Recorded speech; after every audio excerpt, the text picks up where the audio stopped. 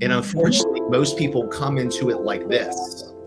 Yeah, It's yeah. not a conversation for them. It's almost like confrontation. And the biggest problem that I find is people don't listen. They don't listen in the conversation. The Yeah. buyer will always guide you because people make a decision two different ways. With emotion, they justify it with logic. Emotion always wins.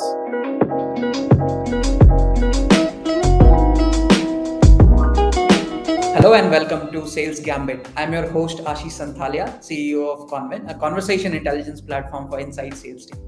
In today's episode, we will deep dive into how effective communication can really drive better outcome in sales. And for this, we have Jeff Bounce, CEO and founder of Jeff Bounce International, with us today. He has been in the sales industry for about 26 whole years now. And he has been a BDR, a sales director, a consultant, and now an excellent sales trainer. You'll not find a lot of people with that kind of experience. Welcome, Jeff. I'm so happy to have you on Sales Gambit. Yeah, absolutely. Thank you for having me on. Great. Jeff, you have a massive 26 years of experience in sales, right? And that's a lot. Uh, you have been a BDR and a sales director, as we stated earlier, right? We'd love to know what are you working on right now and what was the motivating factor behind starting Jeff Bounce International? Yeah, absolutely. Yeah, so I've been around for 27 years in the sales space. So I've seen obviously over 2 decades of progression in regards to how sales has evolved. And, Yeah. before I started my company, I actually was asked to come help Grant Cardone, who is a international influencer, and give him guidance on how to build out his sales strategy for his organization. Mhm. So, I've been wanting to actually start my own company for quite some time because I feel that today more than ever in the sales arena, most salespeople are not, given the proper information that they need to be successful. There's a lot of Yeah. information, but there's not a Mhm. lot of like, how do you do it? So that was, I Okay. guess, the driving force for me as to why I've built my own organization. Great. So it seems like you just don't give them the knowledge, but you really go deeper into execution with them. Is that a correct understanding?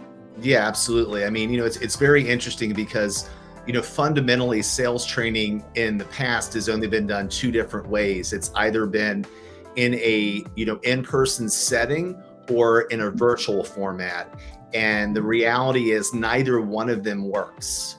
So Mhm. the Yeah. magic in sales in general, and when it comes to mentoring, coaching, and training, is when you have a three-step approach that includes coaching. Because for people truly to grow in their journey, they need to find out where they are today, find out what needs to be adjusted for them to be able to Mhm. level up. And that's what I'm doing every single day with my company for the people that actually work with me. That sounds like an amazing experience, right? Working with all these amazing people and going for helping them out on the real front. 100%. And I have been in sales for more than 3 years now. I'm just a beginner, right? And what I know is it's one thing to understand the information, know the market and the best sales practices, but it's actually a different thing to be able to approach the client and communicate it with the same feeling, communicate it with the same effectiveness all over again, right? Mhm. That's where this effective communication comes into play. For those who are unaware of this concept, Jeff, would you really like to tell us, in your opinion, what exactly is effective communication from your experience? Yeah, I mean, it's pretty simple. Communication is sales, and sales is communication. So the breaking point for me in my journey, and I think it's very important for your audience today to also Mhm. understand that I'm not a theory person. I'm actually out doing this every single day with organizations, with individual, and I actually leverage the strategies and tactics that I discuss. But the foundation for greatness, not just in sales, but also in your growth as an individual, is understanding that we're all wired the same and it comes down to psychology. So you Okay. must understand others, and foundationally, you must understand yourself first before you can Mhm. create connection with others. And that is so important in sales. I mean, it always has been, but more Mhm. today because there's so much information being thrown at individuals. And because of the onslaught of social media, the onslaught of data and information out there, people want to be connected with. So to be able to Yeah. connect, you have to communicate. And I Yeah. actually find it quite entertaining because, I could be speaking English, you could be speaking English, and people think, okay, lack of communication may come down to different cultures, different languages, but it Yeah. really doesn't matter. I mean, you can talk to somebody in the same language, but at the end of the day, if they don't feel heard or understood, you're not going to get very, very far in that interaction. That's very interesting, actually. You pointed out one thing that really, caught my attention, which was uh, before having effective communication, you really have to understand yourself first, and then you have to understand the psychology of the other person you are talking to. Let's take this scenario, and if we look at a salesperson and a prospect in this scenario, right? Mhm. How do you think this entire thing plays out in that particular context? Like understanding yourself and the psychology of the prospect. Can you throw some more light on that? Yeah, because I mean, people have what's called cognitive bias. So when Yeah. you're speaking to somebody else, you're looking at things through your map of the world. What most people Okay. don't understand is that everyone has their own map of what reality is. So you have Mhm. to step back and put Mhm. yourself in another person's shoes to try to understand where they're coming into the conversation from, Mhm. understanding that, accepting that, and then being able to take that conversation and be able to pivot it to the direction that you want to go. And unfortunately, most people come into it like this. Yeah. It's Yeah. not it's not a conversation for them. It's almost like confrontation. And Okay. sales and in communication, it is a conversation. And people have stated since the beginning of time, to be great, you should be talking 20% of the time and listening and asking questions the other 80% to find out where this other Mhm. person is coming from. Okay. Okay. That's interesting. If I have to understand the psychology of the prospect, who am I talking to, or where they are coming from, I really need to uncover layers, right? Uh, is there a suggestion that revolves around effective communication on how effective communication can really help you do that? Like, let's say, can I say effective communication can help you in the discovery of better discovery? Is that a point that you are trying to make? And if Yeah, yes, how? you're speaking my language right now, so you and I are in like the zone in regards to communication. But the reality is this: I mean, everybody that's listening to this today or watching this, you should write this down. You can't open a door, right? You Mhm. can't close a door that you don't open. So Yeah. most Yeah. people want to close, but if you don't open, you can't close, in the first place. So the bottom line is you have to know how to ask the right questions to open up the prospect's mind to think into what exactly they're trying to accomplish. Okay. So Okay. you have to become a master at asking questions. And I'm not talking about, closed-end questions, and I'm not just talking about open-ended questions. There's over 20 different type of questions you can ask somebody. And every single one of these questions has to be done in a framework to be able to Mhm. truly drive change and to truly drive understanding as to what this person is trying to accomplish. And if you don't Oh, understand the questions and you're going through sales, and I was just training a company this morning, and one of the biggest ways to substantiate change is listening to phone calls and being able to replay back what you did well and where you missed certain areas. And the biggest problem that I find is people don't listen. They don't listen in the conversation. The yeah. buyer will always guide you by the answers to their questions or by what they state, not just by the words, but in the tonality and everything else. But if you're not actively listening, then you don't get that and you miss the whole part of the conversation. And in the communication channel, people get disengaged when they feel like that you're not understanding where they're coming from. Makes sense. So, can we take it as a overall point that if you don't listen carefully and attentively, you're actually missing the key to effective communication, because that's where all the uncovering is happening, and you're really missing that part during your communication to the prospect. 100%. Is that the understanding? And the problem is, people are distracted. You have Yeah. this, you have this, you have the person talking over here in the other cubicle. You're talking about the game that you saw last night. Yeah. And you have to have 100% focus on that other person on the other end of the line, or the person that's sitting in front of you, because it takes that sort of focus to really listen in and be great at active listening. People don't understand what active listening is. The simple aspect, and I try to dumb everything down so people really understand it, is like give somebody 100% of your attention. Put your phone on do not disturb. Put your watch on do not disturb. Make sure you're in an environment where you can really, really be active in that conversation.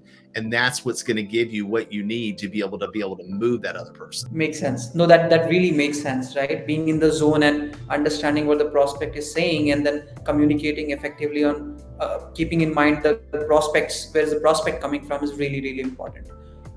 Can we do a very quick run through of few examples in your experience and in your mind about how effective communication can be used in different steps of the sales process? And we know that, there's one step, which is, let's say, cold calling, right? Then there is discovery, and then there is demo, and then there is negotiation or closure, right? Mm-hmm. In each of these steps, can you give us some examples or to the audiences on how to use effective communication so that they can understand the relevance there? Yeah, 100%. The biggest thing that I would say to the audience today that's listening to this is don't worry about the close, worry about the open. Worry about asking the right questions and truly understanding how to move that conversation through. And by doing that, and by knowing how to ask the right questions and knowing how to anchor and loop and do all the other things that you need to be able to do in the sales process, the close should be really easy. If you're a great salesperson, you don't have to be a great closer, because the closing is done from the moment that you say hello. And too many people want to focus on the closing because they think it's sexy. But if you miss the front half, you never get to that point. So it's like in every aspect of the deal. I mean, there's 3 levels of certainty that you have to have in an engagement. You have to have certainty, and this is from the buyer's perspective. They have to have certainty in you that you're an expert. Okay, you have to be a trusted advisor, somebody that you're worth giving your time, like the time, the exchange of time. If I'm going to talk to you, you got to bring value to my day, number 1. Number 2, whatever product or service that you're presenting has to be complete certainty that it's going to help them solve a problem or get them to an outcome. And then number 3, they have to have certainty that your company is going to stand behind them through the journey to make sure that they get there. Because I think we would all agree that there's going to be bumps along the way, and a person's been burned before. And we don't have time today in this call to really get into the deep aspect of the buyer psychology. But I can promise you, there's 3 levels of certainty. If any one of those is not nailed down, you will not make the sale. Interesting. And does each of them has, like, effective communication has to play an important role in each of them? If you can give us any example. Right. Well, I want to kind of unpack you asked me the question, I have to unpack it a lot. So for example, for people that know you're in communication with them, there's a 3-step process. There's an acronym that I label AAP: agree, acknowledge, and pivot. So the first thing I would tell everybody listening to this call today is stop disagreeing with people, stop being condescending in the call. Agree with everything that they say, because remember, they're coming from the map where they think that's reality. Acknowledge that you get where they're coming from. And then once you've agreed, once you've acknowledged, then you can pivot and get them and be able to move them to the direction that you want to go. Well, I see people do that in reverse. They're hammering them like this, right? Instead of like understanding that people want to be heard, people want to be agreed with. And then once you gain that trust and credibility, then you can move it. But example, in the process of like engagement and communication, if you're not acknowledging what the other person's saying, they don't realize that they've been heard. So I always recommend everyone to have a notepad next to them when they're having a conversation. So me, like every other great salesperson on the planet, has ADHD. Like things going from inside to outside of my head. I have a visionary mindset. So I'm always thinking 5 steps ahead. So when I'm talking to somebody in an engagement, I'm jotting things down. Number 1, to make sure I pay attention. Number 2, to make sure I'm validating that we're on the same page. Checking in is very important in a conversation and in communication. So I would basically, segue that by saying, so if I understand you correctly, you're trying to accomplish this, this, and this. Would that be correct? Absolutely. Fantastic. And I'm going to show you how I'm going to be able to help you with that, with this, this, and this. But if I don't validate that's the deal, Or if they say, yeah, Jeff, but Yeah. there's also some other things, or there's one main thing, like there's always one thing, right? And if you can focus on that one thing, because people make a decision two different ways. With emotion, they justify it with logic. Emotion always wins.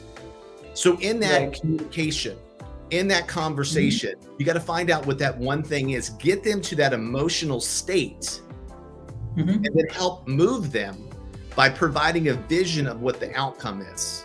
That's very interesting, right? What you're saying is rather than just hammering or rejecting their view of the reality, probably we are asking them to acknowledge it first, 100%. so that it makes them feel heard, and then probably lead them to a way where they can see the bigger picture or the vision that you can see. Is that an approach that you're suggesting overall? Yeah, so let me give you two different examples with that. I was just working with a gentleman in the UK. So he's in the real estate business. He specializes in acquisition of nursing homes. So people contact me when they're trying to make the deal. People contact me when they're stuck. Companies contact me when they're not hitting their forecasts. So this gentleman reaches out to me, been in the game for like over 20 years, was open-minded enough to say, hey, maybe there's something that I'm missing. Yeah. He spent 90 days working with me, and I helped him close a $2 million deal. That's interesting. But where he was getting stuck, and literally like the back and forth during that engagement was like, Jeff, the buyer's here. And I'm like, the reason he's there is because there's uncertainty. He's giving you this objection that's a smoke screen that's not real because he's uncertain. Go back and say this. Go and try this. And every single way through the deal, it started to open up the clarity, and he started to get more conviction. And the next thing you know, he's signing the deal. He makes a $2 million deal. Another example, I'm working with a medical company, pretty successful company, right? The CEO's like, hey, I think we could get to another level. Would you work with my team? I said, absolutely. I started working with this team. In 60 days, I increased their sales, their monthly sales, $250,000 a month. That's interesting. You know why? And Their people were not listening to the buyer, right? It was in a regenerative medicine business where people were doing hormone replacement therapy and some other things. People are calling up. They think they know what they want. 99% have no idea what they need. But because the salespeople wouldn't slow down, I always tell people you got to slow down to speed up. And what I mean by that is you're slowing down by saying, okay, perfect. So if I understand you correctly, you want to do this, this, and this. And then the buyer is going to say, well, I just feel like I don't have the energy. When you say that, what exactly do you mean? What aspect of your life do you think is really holding you back? And in that part of your life, what is that costing you? Really probing, really getting into the buyer's mind. And then at the end of the day, when you ask them to take the next step, they've already made the commitment already in their mind that this is what they need to do. Most people don't do that. Most companies don't do that. Most salespeople don't do that. The reality is most people go into sales as a hobby. Sales, communication is a lifelong journey. I've spent hundreds of thousands of dollars in personal development. I've read hundreds and maybe over 1,000 books, constantly collecting data. But I'm collecting the data and then I'm like putting it all together and understanding how I can implement it to get better. That's interesting. No, that's really interesting, and it shows, right, the way you're able to uncover the layers and peels and everything, right? You're actually able to talk about how people think, how a prospect is thinking, what you should do. It really shows. Can I take away one thing from the discussion that we had till now is that at every step of your sales process, what you really have to do is active listening. Try to understand the reality of your prospect, the reality in their minds, and then communicate what effectively around the same part. Is that something that I can take away from the conversation till now? Yeah, I mean, the active listening is 100% crucial, but you have to understand the questions to ask. Whoever asks the questions controls the conversation. But the questions that you're asking are to determine how you're going to be able to move them through the process. So listening is great, but if you're not asking the right questions for understanding, you're still not going to get to where you want to be. So my recommendation is Learn to become a master at asking questions. Not like you're the Grand Inquisitor, but in a conversation format. I mean, here's the reality. Most people just want to talk about themselves, right? Yeah. People love to talk about themselves. So ask them questions, let them expand, and they will tell you how they want to be sold. That's really important, right? Let's go, and I know that I'll be deviating a bit into the topic, but it's actually very important now that you have brought it up. You talked about asking the right questions as an art, right? How does someone masters it? How does someone start improving on that? It feels like a very easy to do job, but I am doing sales for last 3 years, and I have found that as one of the most difficult tasks to do, right? Asking the right questions. How do you suggest people start around this? Number one, hire a coach. Okay. Because what people think, and especially today, and it's not a plug for me. I mean, I would love to help anybody that wants to be helped. I mean, I work with a select group of people. Not everybody is a prospect to work with me. But you got to hire a coach, because the problem is, again, you see the books, I've spent a lot of money, but if you don't have somebody to actually walk you through how to implement it and train and like every single week work with somebody that's already done it. I mean, in my career, like I've influenced over $300 million in revenue. The last time I kept, count, I had sold personally over $30 million in revenue. Right. So it's like you want to mirror somebody that has done what you want to do.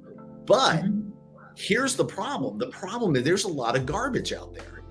I mean, a lot of people, and this is the reason why I started my own company, a lot of people don't know what they're doing. They're getting bad advice. Be careful where you get your information from.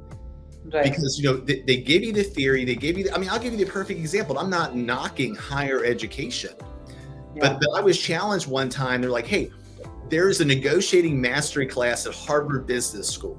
Would you be interested in participating? I said, sure. So I go to this Harvard Business School negotiation mastery class with all these recent business graduates. And it was in a cohort format. And they give you these case studies, and you had to go to negotiate these big deals that happen to be around real estate, right? So I'm in these deals, and what I'm doing is I'm going into them with practical experience. I'm going into them with the knowledge that I built over the 27 years and absolutely annihilating these recent Harvard Business School graduates. Why? Because they're studying theory. They're studying stuff that doesn't work. You can't put success in a box. You have to understand the mindset of where you need to focus. If you don't focus on where that other person is in the situation, if you don't focus on how you can move them, if you don't look for areas and opportunities to move this sale forward, you'll never win, because nothing is ever orchestrated. And this will be really relevant to your audience here. So when I was a VP of sales for companies, when I was a sales director for companies, we'd go into the boardroom with these big companies, and they'd have this deck laid out. They'd have this whole deal. They memorized the deck and everything else. They stand at the front of the room. And sometimes it was like a deal where there was companies running through, pitch after pitch after pitch after pitch with different vendors. And you get up there and you practice. And then what happens? You walk up, the guy goes, hey, you got 5 minutes. They freeze up. Because they were focusing on something that was laid out that they memorized. You have to become a master where no matter where you are, at a flip of the switch, whether it's a 5-minute, 10-minute, 15-minute, 30-minute pitch, you're ready to go and you can get the big idea across. But at the end of the day, the only reason you're standing in that room is to help them solve a problem. That's important. Yeah, totally. Got it. We have talked about, a lot about how to sort of make sure that you are asking the right questions, right? Do you think that asking the right questions, which let's say in turn is a key to effective communication, do you also need to be a subject matter expert on what are you talking about? Is it really needed all the time? 1,000%. I mean, think about this. Yeah. If you're going to die tonight and you're laying on an operating table, do you want somebody that just got out of medical school, or do you want an expert to save your life? When you go to see an attorney, do you want the attorney to say, so what do we need to do today? I have CEOs that walk around asking their employees, hey, what do you guys think we should do? The people that are talking to you want that expert. They want that trusted advisor. They want somebody that's going to give them information to challenge them. And what I tell salespeople is when you're talking to a prospect, and actually, I'll tell you a story. One of the best compliments I've ever had in my career, and I continue to get, it's like, Jeff, I'll always take your phone call because every time I pick up the phone and talk to you, you bring value. Okay. So everybody talks about always be closing. Like if you ever watch the old movies, Glengarry, Glen Ross, like always be closing. Yeah. It's garbage. Always bring value. Bring value into the deal. Give them something that's going to make them, oh my God, I didn't realize that. Now you got their 100% attention. Yeah. So if you're with an organization, you don't even understand your product. You don't understand the scope of the industry. You don't understand the differences between you and your competitors. You will never succeed. Yeah, true. And that's what you mean to say that, being a subject matter expert on what you really are and you're trying to talk to the clients about, you really have to bring value, right? That's the only way that you bring value. And that's how you gain their attention, understand them better, and then communicate effectively to get a better result, right? Yeah. But going back to since we're talking about communication, here's something else. Here's another nugget for your audience. Sure. You're talking to a prospect. Doesn't matter what you sell, what you're doing, or whatever. You need to find out one thing. You need to find out what have they done in the past to try to solve the problem? What have they tried and it's failed? Why? And what they're committed to do to make it work. That's interesting. Because every time you have a conversation with somebody, you got to remember that other person on the other end of the line has been burned before. People always remember how things ended, especially when they don't end well. Correct. Salespeople are like a dime a dozen. You're talking to a buyer, you're talking to whoever you're talking to at that company. Yeah. If you don't understand how it affects that person on an individual level, you're missing the mark. So when I was doing B2C, so I've done B2C, I've done B2C, B2B, B2C, the whole 9 yards. So if I'm doing a B2B deal and I'm talking to a buyer, first question I ask him is how can I make your life easier? How can I make you the hero? Yeah. You have something today. What is it that you have today that you feel like is not getting you where you need to be? And what would the impact be if I just gave you one idea that can help you scale your business? What would that do for you? Oh my God, Jeff, it would be unbelievable. Now I got them bought in because you got to remember, if you're doing, like SaaS product, you're doing whatever you're doing. Most people don't want more logins. Most people don't want more progress, but what do want? They want efficiency. They want to look good and they want to work less and make their life easier. So if you can get that across in the communication and run with it, now all of a sudden you change the game. Because at the end of the day, somebody will not make a change if they perceive that the change is going to be more difficult than staying where they are today. So you got to make it where they understand how it's going to make their life easier and why they would want to go through the pain of change. Makes sense. No, that totally makes sense, Jeff. Moving towards the last of the conversation, and this is something which is probably different from the topic that we have chosen, because you have so much experience, and I really want our audience to gain that value from the experience you have.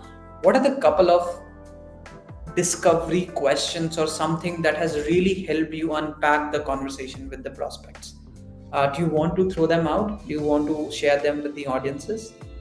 Yeah, well, I mean, it depends. I'm assuming we're talking B2B here, since you're B2B, totally. But at the end of the day, if you're in a meeting, right, unless it's a cold call, but it's like if you're scheduled a meeting, there's a reason why they're making time to have that meeting.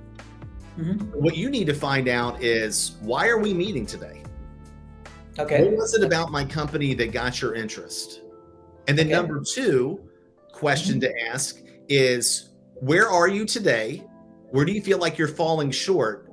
And what are you looking to accomplish? What do you want out of our partnership? What are you looking to get to? Is it a number? Is it a forecast? Is it, market share, whatever that is, to be able to understand that? Those are the foundational questions. Then when they answer you, that's where you start to get more surgical on why. And what have you done in the past to try to solve that? And how long has this been going? How long have you been thinking about actually doing this? Makes sense. Makes right? sense. So it's like it's fluid because of the fact that when you're having that conversation, this is why it's so important to know how to probe and to know how to move people, because it's like, people are like, oh, here's a list of questions. Doesn't work. That's why you got to train, you got to practice, and you got to understand how you need to move the conversation based on what they're answering back to you. And then I always ask people, I was like, so based on what we've discussed so far, do you like the idea? Do you feel like this is something that's going to be able to get you to the next level? They're going to answer. Now, here's where the magic happens. They're going to answer you. It's not what they say. It's the tonality and how they say it. If they go, yeah, it's okay. You have somebody that's middle of the road, lukewarm interest, and they're probably going to say, email me some more information, or I'll let you know, call me on Monday, and they'll never take your call. So what do you have to do? You have to say, well, let me ask you this question. Based on what we talked about, what exactly are you uncertain about? Got it. No question you can ever ask in an engagement. Because we talked in the beginning about 3 levels of certainty. There's always uncertainty. The uncertainties are like, I got to talk to my business partner. I got to think about it. I'll call you on Groundhog Day. Whatever it's going to be, it's not that they're stalling. It's just they're confused. And a confused buyer will not move forward. And then what happens? They go into start to thinking about it. Well, I could probably do that with the current platform that I have, or watch this, to our conversational communication. You think that they understand you, when in reality they don't. Because when you're talking to somebody, especially if you're talking about a complex situation, nobody wants to raise their hand and say, hey, I don't understand you. Because then they feel inferior. So when you're speaking about things with the buyer, that's why I say dumb it down. And what I mean is, don't talk in industry lingo. Use analogies and metaphors. Make sure that they're leaning in. So like we're doing this video meeting right now. It's like, I'm watching you and your body language to know, are you with me? I can watch micro expressions in your face to know if you got the point, if you liked it. Because words are like a fraction of the communication process. The tonality, the body language, the facial expressions. When you ask somebody, hey, do you like the idea? Yeah, it's good. But they're like, well, I don't know. I guess, yeah, it's okay. And you talked about all these intricacies, right? Smaller things, right? To notice, for example, tonality, body language. It takes a lot of time to learn these things, right? It's not 27 very easy. years. 27 years. And I'll share something with everybody that's watching this today. When I got started in sales in the 90s, I was terrible. I'm an introvert. I didn't know what I was doing, and I got thrown to the wolves and tried to figure it out. So I'll tell you, there's 3 ways, and I like 3s, by the way. There's 3 ways in life that you can create success. Hard work, trial and error, or following a proven framework. Mine was done the 2 different ways that I talked about in the beginning. And I don't recommend that for anybody. And that's why coaching is so powerful, because again, I can help you shorten the gap. Because learning the hard way today is going to be dangerous, because buyers have more information than they ever had. So the margin for error is super small. So it's like you don't have that time to ramp up, because my biggest fear, I'll tell you what my biggest fear is. My biggest fear is becoming irrelevant. And that's why every single day since I've been 26 years old, I've invested 2 hours to read, to listen to audio programs, to get better, and to work on my skill. And everybody that's watching this, like I was a baseball player. So I was a competitive baseball player, played through college, had professional aspirations. So I love athletes. I love people in the military because they're structured. They understand that in the world today, it's an instant gratification world, which is dangerous, because there's one universal law out there that is something that everyone needs to know. It's the law of cause and effect. There's a cause for every effect. The problem is people don't wait for the effect, right? It's like they go into a deal, they start to study. I don't see myself getting any better. It's like you go to the gym. You do a couple curls or whatever. Hey, I don't have huge biceps. Okay. Diet, perfect one. People start trying to dial in their diet, do a little exercise. It's not going to work. But if you stay with it for 4 or 5 months and you drop 2 or 3 inches in your waist and you feel better, it's that compound effect. So in this, what you see today in this with me, and people ask me all the time, like, Jeff, how do you do this stuff? Because I don't read off the scripts. I don't have anything down, it's all here, man. Because I've done it for so many times, and I've drilled, I practiced, I trained, I role play. Role play is the best thing any salesperson can ever do. People hate it. I always say it's better to practice with your peers than practice on the customer. Because if you prepare more and practice, you bleed less in war. True. And while this practicing thing comes into picture, right?